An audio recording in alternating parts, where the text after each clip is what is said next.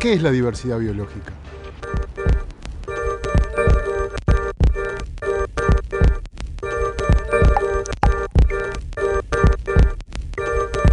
La diversidad biológica es la variedad que presentan los seres vivos, los organismos, los animales, las plantas, todo lo que conforma ese mundo viviente.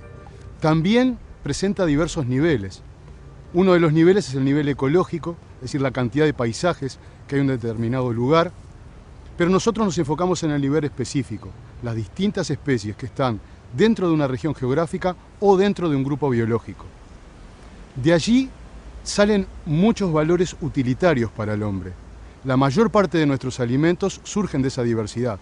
Es más, surgen de una docena o dos de especies, la mayor parte de los alimentos comunes, pero también surgen los principios básicos que utilizamos para nuestros medicamentos y las fibras que usamos en la industria.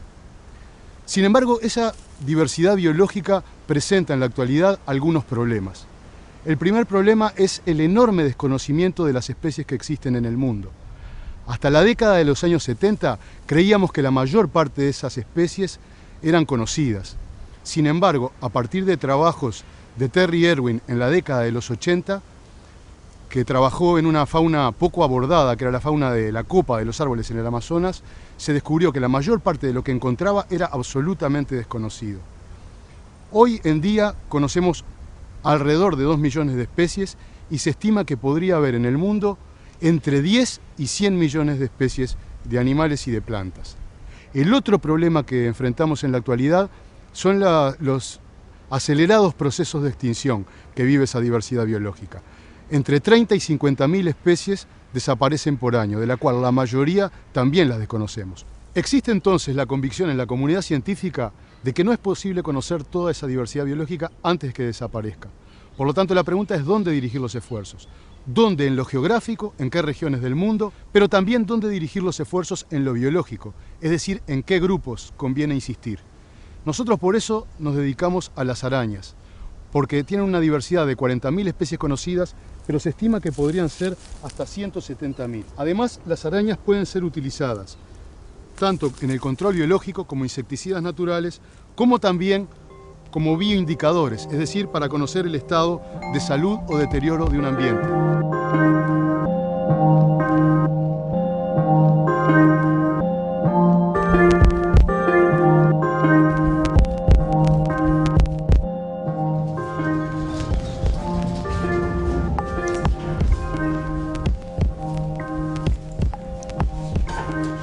Permiso. Buenas. Hola, ¿qué tal? Hola, había encontrado esto en la Quebrada de los Cuervos. Quería saber si me ¿Pasa? podías dar alguna información o algo. Mirá, la Quebrada de los Cuervos. Mira, seguramente es un espécimen de una especie que encontramos ahí por los años 80 en Cerro Largo. Pero hay que estudiarla. Vamos a ver si la Miguel para... Dale. Buenas. Hola. Hola. ¿Qué tal? Justamente esta es una de las tantas formas que nos llega a nosotros un ejemplar para poder identificar y que nos lleva en otras oportunidades a poder descubrir, a poder nominar una especie nueva para la ciencia.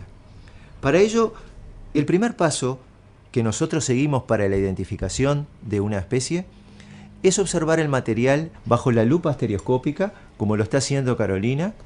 Es la que nos permite observar a mayor aumento características morfológicas que nos van dando información de la familia, del género y de la especie del animal. Básicamente en las arañas empleamos informaciones básicas como son el número de ojos, la disposición de ellos y la característica morfológica de los órganos copuladores, tanto del macho como de la hembra. Esa información la comparamos con bibliografía científica, con claves de identificación. Por supuesto que identificar una especie de araña no es una tarea sencilla. Hay más de 40.000 especies descritas en el mundo. Por eso es que estos pasos nos permiten ir cumpliendo etapas de tratar de ver si se trata de una especie ya descrita para nuestro país o se trata de una especie desconocida.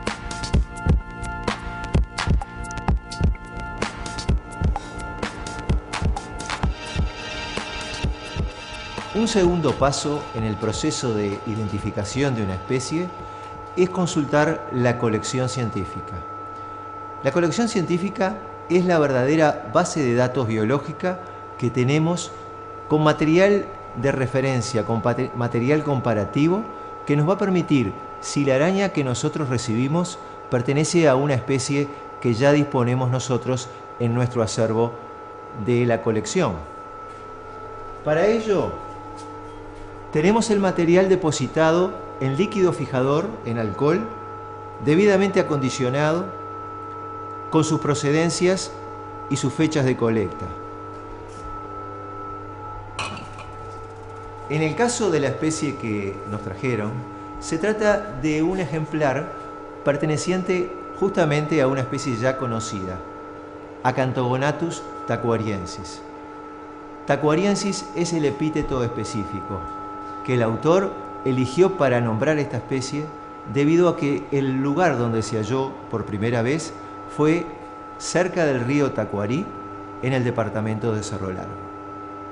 De esta manera, todos estos pasos nos permiten identificar una especie de araña. Si se tratara también de una especie nueva, deberíamos nominarla, darle un nombre y publicarlo en una revista científica de carácter internacional para ser validado por la comunidad arañológica.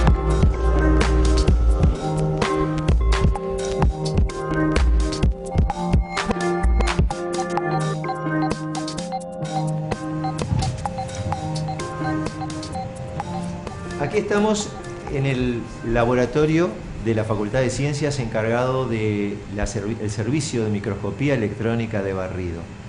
Aquí recurrimos a investigar y avanzar en los pasos en los cuales nosotros hacemos para el estudio de las especies de las arañas.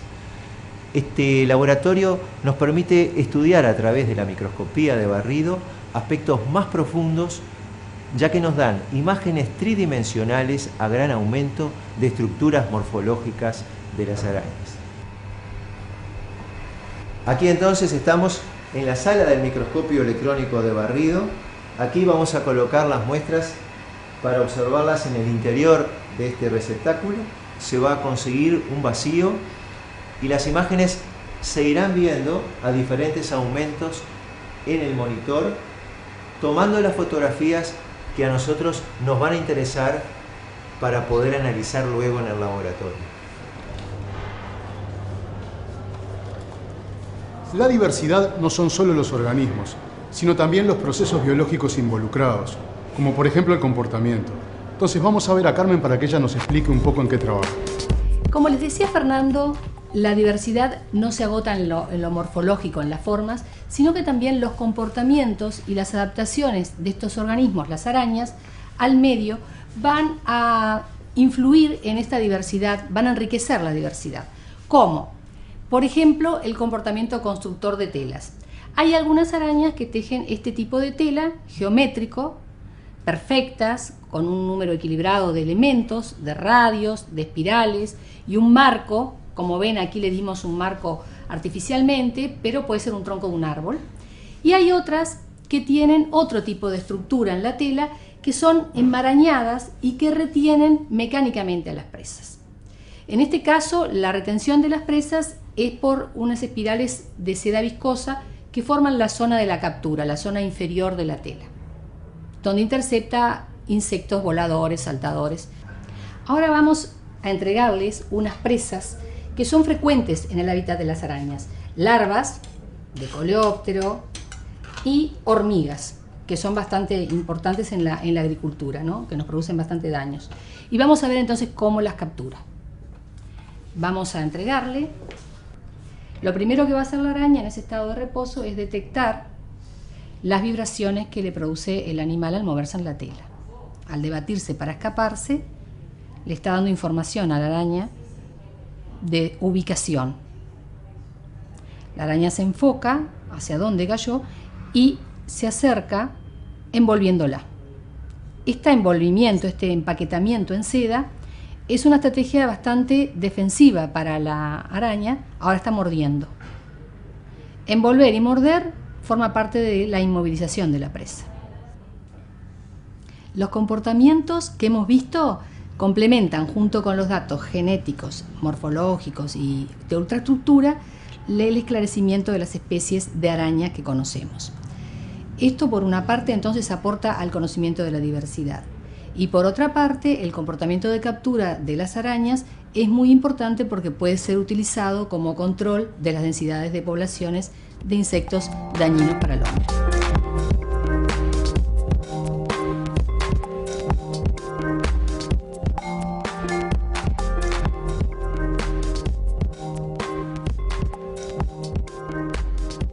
Vimos la importancia que tiene la descripción en el estudio de la diversidad biológica, pero no solo la descripción es lo único importante, también tiene algunos niveles de análisis que tienen como objetivo producir esas clasificaciones.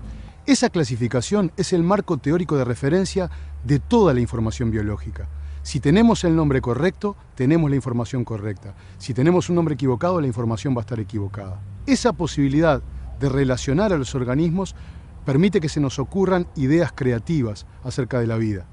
Y ese es uno de los puntos más importantes que tiene el estudio de la diversidad y de la clasificación biológica. Podríamos resumirlo en que es necesario conocer para conservar.